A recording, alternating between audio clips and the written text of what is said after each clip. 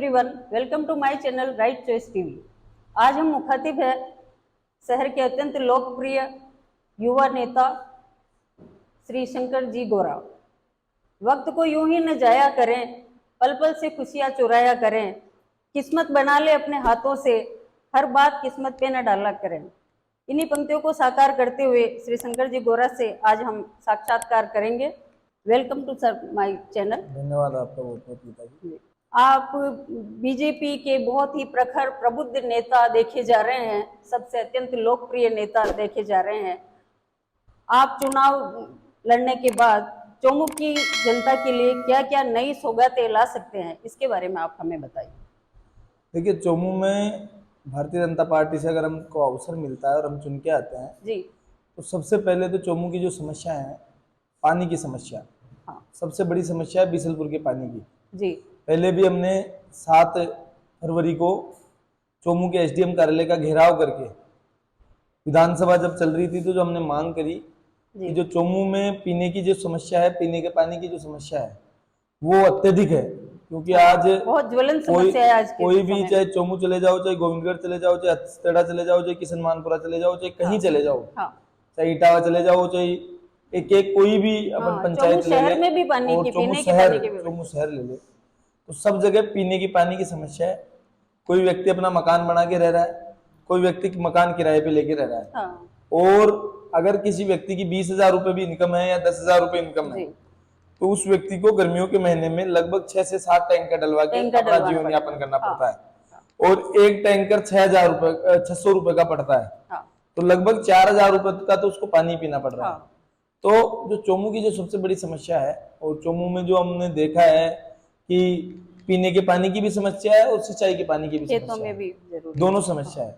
हमारा चोमू सबसे ज्यादा उन्नति के लिए जाना जाता था, सबसे ज्यादा कृषि के लिए जाना जाता था, और सबसे ज्यादा अगर आप कहीं देखेंगे तो चोमू के मीठे पानी की फल और सब्जियों का बोर्ड पूरे जयपुर में और आसपास के एरियो में लगा हुआ मिल जाएगा, क्योंकि वो एक गारंटी थी कि चोमू में अगर कोई चीज आ रही है तो वो शुद्ध आ रही है, अच्छी आ रही है, और वो स्वास्थ्य के लिए ठीक है। लेकिन दिन प्रतिदिन पानी का जल स्तर गिरने से और पीने के पानी की भी समस्या अगर हम सोचते हैं कि चोमू में हो रही है, तो आज की तारीख में सबसे बड़ा मुद्दा चोमू का पीने का पानी की समस्या है। दूसरी बात, जब हम आते हैं स्वास्थ्य के मामले में, चोमू में बहुत सारे प्राइवेट हॉस्पिटल है, सब चल भी अच्छे रहे हैं और लोगों का इलाज भी हो रहा है। लेकिन एक और हम जाते हैं चोमू के सरकारी हॉस्पिटल की तरफ, तो चोमू का जो सरकारी हॉस्पिटल है, जब 70 प्राइवेट हॉस्पिटल अच्छे चल रहे हैं, तो जब सरकारी हॉस्पिटल में कोई भी सुविधा नहीं है। आज हम देखते हैं तो ईसीजी की मशीन तक नहीं है, वहां कोई भी बड़ी जांच वहां नहीं होती। तो चोमू का जो सरकारी हॉस्पिटल है वो एक बड़ा सैटेलाइट हॉस्पिटल हमने मांग करी थी, उसके बाद हम बजट में घोषणा भी करी है, लेकिन वो घोषणा कितनी नीचे जमीन तक उतर पाती है ये तो समय बताएगा। और चोमू में एक सैटेलाइट हॉस्पिटल की आवश्यकता है, क्योंकि यहाँ के आसपास की गांवों की आबादी इस पे डिपेंड करती है, और इसमें अच्छे डॉक्टर्स का होना बहुत आवश्यक है, क्योंकि सरकारी हॉस्पिटल में इलाज कराने के लिए आम आदमी कभी भी जा सकता है, वो हिम्मत कर लेता है, तो इसलिए सरकारी हॉस्पिटल का भी अच्छा होना एक बहुत आवश्यक है। तीसरी जो समस्या की बात करें तो आज हम देखते हैं नगर पालिका में कोई काम नहीं हो पा रहा है, नगर पालिका में रोजाना तो ईओ चेंज हो रहा है। और तीसरी चीज कि हाँ, हमारे यहाँ इतना बड़ा कस्बा हो गया, लगभग 10 किलोमीटर 5 किलोमीटर में पूरा चोमू फैला हुआ है। इधर टाकरडा के अड़ा हुआ है, उधर हम देखते हैं तो लोरवाड़ा के आगे तक चोमू है, मतलब गोविंदगढ़ तक ही धीरे धीरे फैलता हुआ हो रहा है। इधर जेतपुरा से चालू हो जाता है, इधर मोरीजा तक चोमू के लोग बस आउट हो रही है। और नगर परिषद हमारे चोमू को अभी बनी है, तो इसमें सीवरेज की लाइन होना, अच्छा सीवरेज की लाइन यहाँ पर होनी चाहिए। और एक बात, जो इतना बड़ा शहर है, इतनी जनसंख्या है, इतने अच्छे अच्छे लोग चोमू में आके बसने की सोच रहे हैं और बस भी रहे हैं, तो यहाँ पे एक भी कोई अच्छा पार्क नहीं है। अगर एक अच्छा पार्क यहाँ पे होगा तो उस पार्क से हमारे बच्चे खेल सकते हैं, हमारे बड़े उसमें वॉक कर सकते हैं, और सुबह जो टहलने का काम होता है तो सड़कों पे घूमने के बजाय उस पार्क में हम सब लोग घूमने का, वो अपना स्वास्थ्य को भी ठीक रख सकते हैं, और उसमें बच्चों का खेलने कूदने का भी हो सकता है। तो ये सारी समस्याएं हैं। और किसानों की जो समस्या है, गिरदावरी समय पे नहीं होती, किसानों को मुआवजा समय पे नहीं मिलता, किसानों की अनेक प्रकार की जो मांगे हैं वो पूरी नहीं हो पाती। तो ये सब चीजें, और अब हम देखेंगे कि तो जैसे रोड है हाँ। लगभग मुख्य रोडे पूरों पे खड्डे हैं। मेन बस स्टैंड पर ही बहुत आप छोटी-छोटी देखेंगे तो रोड है। चारों तरफ खड्डे पड़े हुए हैं। यहाँ से कालेडरा रोड पे जाए, कॉलेज मोड़ से लेके वापस अस्थेड़ा तक जाए, चाहे ढोरसर से लेके किशन मानपुरा तक जाए, तो ये सब रोडों का भी काम करवाने का मतलब बहुत ज्यादा जरूरी है, इनका विकास होना जरूरी है। और रही बात सबसे जो बड़ा मुद्दा है गीता जी, युवाओं के रोजगार का। युवाओं का रोजगार ऐसा है कि हर जगह कोई भी फैक्ट्रियां खुलती है तो वहां लगभग 80% लोगों को लोकल को रोजगार दिया जाता है। अब हमारे यहाँ मंडा में फैक्ट्रियां हैं, जेतपुरा में फैक्ट्रियां हैं, हमारे वहाँ जाटावाली में रिको में फैक्ट्रियां हैं, हमारे यहाँ ढोरसर में फैक्ट्रियां हैं, और सब जगह मतलब फैक्ट्रियां बहुत सारी खुली हुई है। यहाँ पानी बनाने की फैक्ट्री भी है, जिससे चोमू का पानी बाहर सप्लाई किया जा रहा है। यहाँ पे बहुत सारी कमी है उसके बावजूद भी। तो इन जो फैक्ट्रियां हैं, इन फैक्ट्रियों में कम से कम यहाँ के लोकल बच्चों को रोजगार मिलना चाहिए। यहाँ के युवाओं को प्रशिक्षित करके रोजगार मेला लगा के रोजगार दिया जाना आवश्यक है। क्योंकि अगर आप कोई भी फैक्ट्री संचालक आ रहा है, अच्छी बात है, कोई भी फैक्ट्री खुलती है, कालाडेरा में बहुत सारी फैक्ट्रियां, सब जगह फैक्ट्रियां हैं, तो उससे अच्छी बात यह है कि उससे रोजगार के अवसर बढ़ते हैं। लेकिन रोजगार के अवसर जब बढ़ते हैं जब वहां के लोकल व्यक्तियों को रोजगार मिले, यहाँ के चोमू के स्थानीय लोगों को रोजगार मिले। यहाँ पे स्थानीय लोगों की बहुत कम संख्या है और बाहर के लोगों की ज्यादा संख्या है। तो इसलिए हम यही कोशिश करेंगे कि ज्यादा से ज्यादा संख्या में चोमू के जो उद्योग धंधे बाहर के लोग आके कर रखे हैं या बड़ी बड़ी फैक्ट्रियां कर रखे हैं, उनमें ज्यादा से ज्यादा लोकल जो हमारे युवा हैं, हमारे बेटे हैं, हमारी बहनें हैं, उनको रोजगार यहाँ पर मिले। ये सारी समस्याएं चोमू की है, तो इन समस्याओं पे हम फोकस करने का काम करेंगे। लाइट कटौती की बात है, रात को कभी भी आप किसी गांव में चले जाओ, शाम को कभी 2 घंटे, कोई फिक्स समय नहीं है, कुछ समय का पता नहीं है, किसी भी समय जाके लाइट की कटौती हो जाती है। कभी 2 घंटे काट लेते हैं, कभी 2.5 घंटे काट लेते हैं, कभी 3 घंटे काट लेते हैं।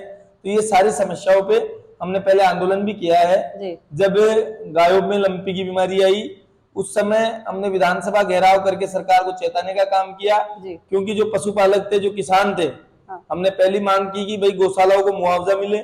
दूसरी मांग, जो गांव में हम देखते हैं कि जो गरीब व्यक्ति है, जो मजदूर है, जो किसान है, उसका अगर आजीविका का साधन है तो वो गोवंश है, क्योंकि डेयरी में दूध जाता है, डेयरी के दूध का पैसा आता है, उससे घर का खर्चा चलता है। कोई अपने बेटे को डॉक्टर बनाने का सपना देख रखा है, कोई इंजीनियर बनाने का देख रखा है, कोई आरएस बनाने का देख रखा है, कोई आईएएस बनाने का देख रखा है। तो उस समय क्या हुआ, लंपी बीमारी आने से गायों को जो एक आजीविका का साधन गाँव में था, तो वो गाय को बचाने के चक्कर में 10-20 हजार रुपए और खर्च हो गए। 50-60 हजार की गाय थी, 10-20 हजार और खर्च हो गए, तो लाख रुपए के नीचे व्यक्ति आ गया। तो हमने उसी समय, जब गौ सेवा के काम हम सब लोग कर रहे थे, तो उस समय हमारे सामने ये मांग आई कि गायों के लिए एक बड़ा आंदोलन हम सब लोगों को करना चाहिए। तो उस समय हम जाकर हम सब लोगों ने विधानसभा घेराव किया, और विधानसभा घेराव जब हम सब लोगों ने किया तो 25 लोगों को पुलिस ने हिरासत में लिया। और उसके बाद में सरकार ने कुछ मांगे पूरी करने का, सरकार ने कुछ मांगे पूरी करी। तो हम ये मानते हैं कि रचनात्मक कार्यों के साथ साथ आंदोलनात्मक कार्य करके भी सरकार को चेताने का काम हम सब लोग कर रहे हैं। और अगर हमारे को मौका मिलता है तो हम अच्छे से यहाँ के युवाओं को रोजगार मिले, यहाँ की पानी की समस्या खत्म हो, अनेक प्रकार की जो छोटी छोटी समस्या है उनको हम कंप्लीट करने का काम करें। बहुत खुशी हुई आपके सब विचार जान के। वास्तव में युवाओं की जागृति जरूरी है। स्वामी विवेकानंद ने कहा था कि जिस देश का युवा जागृत होगा वो देश 100% प्रगति करेगा। तो इसीलिए हम आपसे मैं ये पूछना चाहूंगी कि आप एक युवा नेता है, बीजेपी का टिकट लेना चाह रहे हैं, तो आपका राजनीति में कब से पकड़ है और राजनीति में आने का क्या अनुभव है आपका? देखिए, मैं छात्र जीवन से ही अखिल भारतीय विद्यार्थी परिषद से जुड़ा।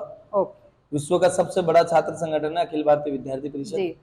उसमें मैंने कॉलेज में कार्यकारिणी सदस्य से लेके कॉलेज के अनेक दायित्व होते हुए, विश्वविद्यालय के दायित्व होते हुए, मैंने 2014 में राजस्थान विश्वविद्यालय का अध्यक्ष का छात्र संघ का चुनाव लड़ा एबीपी के टिकट से। उसके बाद में मैं अखिल भारतीय विद्यार्थी परिषद में 2 बार प्रदेश सह मंत्री रहा। भारतीय जनता युवा मोर्चा में प्रदेश का प्रवक्ता रहा। भारतीय जनता पार्टी में अनेक जिम्मेदारियां रही, अनेक जगह का जी। जिलों का प्रभारी रहा। जी। तो छात्र राजनीति में जाने के बाद में, छात्र जीवन में इस राष्ट्रवादी संगठन से जुड़ने के बाद में हमने अनेक प्रकार के आंदोलन किए, जी। अनेक प्रकार के जो गांव देहात मोहल्ले से जो स्टूडेंट जाते थे, हाँ। उनकी चाहे फीस वर्दी का मामला हो, उनका चाहे कोई रिजल्ट लेट आता था, पहले दूसरे साल का परीक्षा फॉर्म निकल जाता था, उसके बाद में रिजल्ट आता था, तो अनेक प्रकार की समस्याओं को लेकर हम सब लोगों ने वहाँ आंदोलन किए, प्रदर्शन किए, वहाँ युवाओं की आवाजें उठाई। उस समय से ही मैं छात्र राजनीति से निकलकर भारतीय जनता पार्टी में काम कर रहा हूँ। तब से आपको राजनीति का अनुभव, लंबा अनुभव है। अभी अभी माननीय मुख्यमंत्री जी ने राजस्थान यूनिवर्सिटी की जो चुनाव है उनको स्थगित कर दिया है, इसके बारे में आपके क्या विचार है? देखिए, ये विद्यार्थियों के साथ जो नई लीडरशिप है उसके साथ में बहुत बड़ा कुठाराघात है। बहुत छात्र आज आप देखो कि राजस्थान में अशोक गहलोत जी खुद छात्र राजनीति से चुन के आए। अगर छात्र राजनीति या छात्र संघ चुनाव नहीं होते तो वो इस मुकाम पे पहुंचते, ये संभव नहीं है। तो वो जो खुद व्यक्ति इस चीज से निकल कर आता है, इस चीज से चुनकर आता है, और हम यहाँ देखेंगे कि अधिकांश जो राजस्थान सरकार में मंत्री रहते हैं, विधायक रहते हैं, वो छात्र राजनीति से ही चुनकर हमारी मुख्य राजनीति में आते हैं। जो छात्र राजनीति से निकलकर व्यक्ति आता है वो संघर्ष करना जानता है, वो लोगों की समस्याओं को उठाना जानता है, लोगों की समस्याओं का समाधान करने का भी प्रयास करता है। कोई छात्र नेता 2 साल से मेहनत कर रहा है, कोई 6 साल से कर रहा है, कोई 8 साल से कर रहा है, ना वो सुबह देख रहा है ना शाम देख रहा है। तो सरकार ने जो छात्र हैं उनके साथ में बहुत बड़ा कुठाराघात किया है, और गहलोत सरकार को कहीं ना कहीं लग रहा है कि जो वानगी होती है, चुनाव से पहले छात्र संघ चुनाव है, तो ये सेमीफाइनल मैच में वो हारते हुए दिख रहे थे। पूरे राजस्थान भर में अखिल भारतीय विद्यार्थी परिषद जीत के आने वाली थी, और एनएसयूआई का सुपड़ा साफ होने वाला था। इसलिए इन्होंने ये देखते हुए छात्र संघ चुनाव को बंद किया आनन फानन में, क्योंकि छात्र संघ चुनाव एक ऐसी पाठशाला है राजनीति की, अगर प्रथम पाठशाला किसी को कही जाए तो छात्र संघ चुनाव है। और आज हम सब लोग, जैसे मैं मेरा व्यक्तिगत खुद बताऊं कि मैं जो प्रयास कर पा रहा हूं, जो संघर्ष कर पा रहा हूं, जो लोगों के कामों के लिए, लोगों की सेवा के लिए मैं जुड़ पा रहा हूं या प्रयास कर रहा हूं, अगर छात्र राजनीति से मैं निकल के नहीं आता तो निश्चित रूप से मैं इतना प्रयास नहीं कर पाता। और जो मेरे में जितना आत्मविश्वास है, ये आत्मविश्वास भी अगर छात्र राजनीति से हम सब लोग नहीं निकल के आते, क्योंकि वहां भूखे प्यासे रहकर काम करना छात्र राजनीति में, विद्यार्थी जीवन में आदमी सीखता है। विद्यार्थी जीवन में अनेक प्रकार के संघर्ष करना छात्र नेता सीखता है। तो मेरा यही मांग है कि अभी पूरे राजस्थान भर में आंदोलन हो रहे हैं, तो सरकार को कम से कम इस पे कोई कमेटी बिठाकर छात्र संघ चुनाव को वापस से चालू कराना चाहिए। हार का भय कोई भी सरकार हो उसमें इतना नहीं होना चाहिए जितना गहलोत सरकार ने। ये अभी जो कंपटीशन एग्जाम्स वगैरह और उनके भी पेपर लीक के इतने मामले सामने आए हैं, तो ये इसके बारे में आपकी क्या? देखिए, पेपर लीक, सरकार वीक। आज मैं बताऊं, हमने एसडीएम कार्यालय का घेराव भी किया था पेपर लीक मामले को लेकर। अच्छा। सरकार में आप देखिए, आप कोई भी बच्चा दिन रात मेहनत करता है। अधिकांश बच्चे गांवों से जाते हैं, छोटे छोटे शहरों से जाते हैं, ना वो कोई करोड़पति के बेटे रहते हैं, तो सामान्य परिवार से होके जाते हैं। उनका पिताजी कोई मजदूरी करता है, कोई माताजी नरेगा में काम करती है, कोई आंगनबाड़ी कार्य करता है, कोई खेती किसानी करके अपना जीवन यापन करते हैं। लेकिन वो अपने लाल के लिए सपने देखते हैं, अपने बच्चों के लिए वो सपने देखते हैं। वो सपने ये देखते हैं कि हमारा बच्चा जाकर जयपुर जैसी महंगी जगह पर जाकर पढ़ाई करेगा और अपने सपनों को साकार करेगा।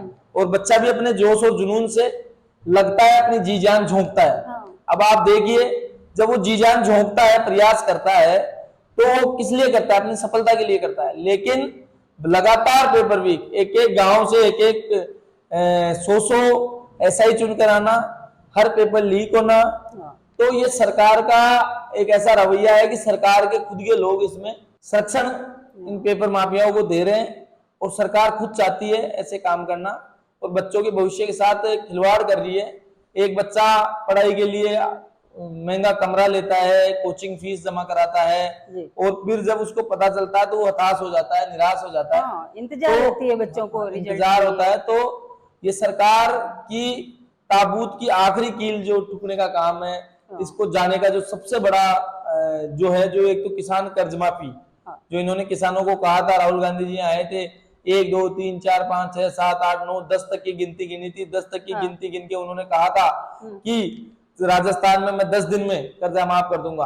तो जो पिछली सरकार ने बहुत अच्छे काम किए थे हमारी ने, तो उस समय इन्होंने ये पेपर 10 दिन का जो झूठ बोल के पाखंड करके 10 दिन का कर्ज माफी की बात करके इन्होंने कांग्रेस सरकार में आने का काम करी, 99 पर पहुंच पाए। उसके बाद में पूरे 5 साल सरकार वेंटिलेटर पर रही, सरकार ने पूरे 5 साल बाड़ाबंदी में रही, कभी कौन भाग रहा है कौन आ रहा है, जोड़ तोड़ की गणित चलती रही। इनके सरकार के मंत्री इनके खिलाफ रहे, सरकार के मंत्री को इन्होंने बर्खास्त कर दिया।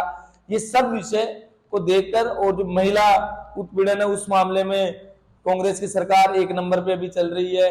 पेपर लीक अगर कहीं सबसे ज्यादा हुए हैं, बच्चों के साथ अगर उनके भविष्य के साथ अगर सबसे ज्यादा खिलवाड़ हुआ है तो राजस्थान में हुआ है। तो ऐसे सब विषय को लेकर ये सरकार तो अब लास्ट 1 महीने आचार संहिता का बचा है, उसके बाद में सरकार का कुछ भी नहीं होने वाला। हाँ, तो क्या आपको भी अब 100% लगता है कि राजस्थान में सत्ता परिवर्तन होना तय है? निश्चित रूप से सत्ता परिवर्तन होगा और भारतीय जनता पार्टी की सरकार राजस्थान में बनेगी। सर, चौमू के विकास के ही परिप्रेक्ष्य में मैं एक आपका ध्यान लेना चाहूंगी कि ये जो टोल है वहाँ चौमू की जनता को काफी दिक्कतें उठानी पड़ती है। तो क्या अगर आप एमएलए चुन के आ जाते हैं उसके बाद चौमू की जनता के लिए टोल फ्री करवा सकते हैं आप? देखिए, टोल फ्री के तो अलग अलग नियम है, लेकिन चौमू के आसपास के लोगों का वो पास कम किलोमीटर पे है। मंथली पास बनके जी। टोल जो है संचालक अलग अलग बदलते रहते हैं और वो मनमर्जियां करते हैं। हाँ। यहाँ के स्थानीय सभी जनप्रतिनिधियों को और सबको मिलकर इसके लिए प्रयास करना चाहिए, और जो टोल है उसके लिए एक नियम बनने चाहिए कि आसपास के कम से कम 25-30 किलोमीटर के लोगों को एक मंथली पास जो इनका होता है रीजनेबल रेट्स पे, वो उपलब्ध सब लोगों को करवाया जाना चाहिए। जी।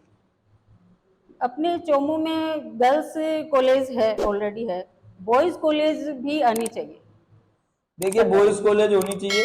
आज चौमू इतना बड़ा, वही बात है जैसे मैंने अभी आपको अस्पतालों की बात बताई, वैसे ही कॉलेजों की है। प्राइवेट कॉलेज बहुत सारे हैं, लेकिन सरकारी कॉलेज कोई है नहीं।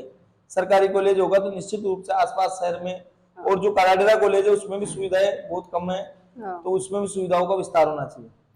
अभी भी आपके नेतृत्व में एक विशाल तिरंगा रैली का आयोजन हुआ, बहुत ही जन उल्लास देखने को मिला। इसमें आपका क्या अनुभव रहा? जनता के प्रति, बीजेपी के प्रति जनता का पूर्ण उत्साह देखकर हमें भी बहुत अच्छा लगा। आप भी इसके बारे में हमें और बताइए। देखिए, हमने 3 तारीख से हर घर तिरंगा अभियान जो देश के प्रधानमंत्री जी ने चर्चा में देश की जनता को आह्वान किया जी, उस कार्यक्रम को लेकर हम चौमू के आम जनमानस तक पहुंचे जी, क्योंकि हमारे जो देश के क्रांतिवीर है, जो देश के सैनिक है, उनको समर्पित ये कार्यक्रम था। देश के जो योद्धा हैं जिन्होंने देश को आजादी दिलाई हो, चाहे अब सीमाओं पे वो देश की रक्षा करते हो, उन सब के लिए हम सब लोगों ने मिलकर, हमारी पूरी टीम ने मिलकर ये अभियान निकाला।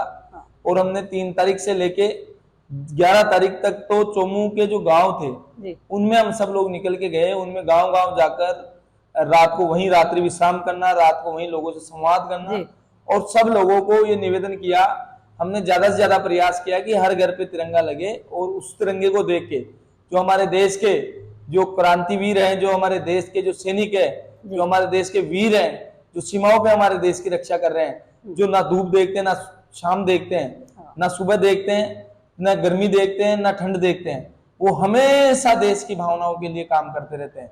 ना उनकी कोई डिमांड होती है, ना वो कभी खुद के लिए कोई मांग करते हैं। ऐसी चीजों को लेकर वो देश की रक्षा के लिए बैठे रहते हैं। तो हम सब लोगों ने उनको समर्पित होकर देश के प्रधानमंत्री जी के आह्वान पे तिरंगा यात्रा निकाली। उसका समापन हमने 14 तारीख को चौमू गढ़ गणेश जी पे किया, जहाँ बड़ी संख्या में चौमू की माताएं, बहनें, बड़े बुजुर्ग और युवा साथी आए, और हमने पूरे चौमू में एक बड़ी रैली निकालकर इस तिरंगा यात्रा को सफल करने का प्रयास किया और लोगों को जोड़ने का प्रयास किया। और इस यात्रा में मैंने जो अनुभव महसूस किया है, देश के लिए सब व्यक्ति एक समान, एकजुट और अपनी जान जोखने के लिए तैयार है। गांव से भी आवाज निकल के आती है, जो गांव से जो भावना निकल के आती है वो सीमाओं तक जाती है, और वो सब लोगों में देश के प्रति एक अपनी सच्ची भावनाएं हम सब लोगों के बीच में है। सब लोगों ने तिरंगा लगाया, उसका मान सम्मान दिया। और मैं तो जो युवा टीम उस कार्यक्रम में 10 दिन का समय निकालकर पूरी अपनी जी जान जब सब लोगों ने लगाया, तो उन सबका धन्यवाद भी। और जिन ग्रामवासियों ने उस यात्रा में बढ़ चढ़ के भाग लिया, जिन लोगों ने उस यात्रा में बढ़ चढ़ के भाग लिया, उन सब लोगों का आभार भी। जी, एक मैं आपसे ये पूछना चाहूंगी, आपका ध्यान जरूर, आप तो गाँव में संपर्क करते हैं, छोटे छोटे गाँव में सार्वजनिक साधनों की बड़ी कमी है। सब अपने पर्सनल वाहनों वाले तो आ जा सकते हैं, परंतु सार्वजनिक कोई है ही नहीं। तो ये भी अगर आप एमएलए चुनते हैं उसके बाद आप इस पर जरूर ध्यान दीजिएगा। लेकिन निश्चित रूप से जो जनहित के मुद्दे हैं, जी आपको पता है कि भाई जनहित के जो छोटा, कोई भी मुद्दा छोटा नहीं होता, कोई भी मुद्दा बड़ा नहीं होता। हाँ। अगर हम प्रयास करते हैं छोटी छोटी चीजों से, तो हर चीज का मतलब निस्तारण होता है, हर चीज की परेशानियों का हल होता है। तो हम सब लोग यही प्रयास करेंगे कि जो चोमू की छोटी छोटी समस्या है उनका हाँ, समाधान नहीं, किस रूप से हम कराने का अक्सर ये प्रयास होता है कि बड़े बड़े मुद्दे तो सब करते हैं, पर छोटे छोटे मुद्दे भी होते हैं, करें। जी, उनका भी होना चाहिए समस्या का समाधान। आपसे इस साक्षात्कार के जरिए आपकी जो योजनाएं, आपके जो कार्य, आपने जो प्रयास किए हैं, वो सब जानकर हमें अति प्रसन्नता हुई। हमारी शुभकामनाएं हैं, हमारे चैनल की शुभकामनाएं हैं कि आप ही अगले हमारे जनप्रतिनिधि के रूप में एमएलए बन के आए। बहुत बहुत धन्यवाद। धन्यवाद आपका, बहुत बहुत धन्यवाद, शुभकामनाएं आपको।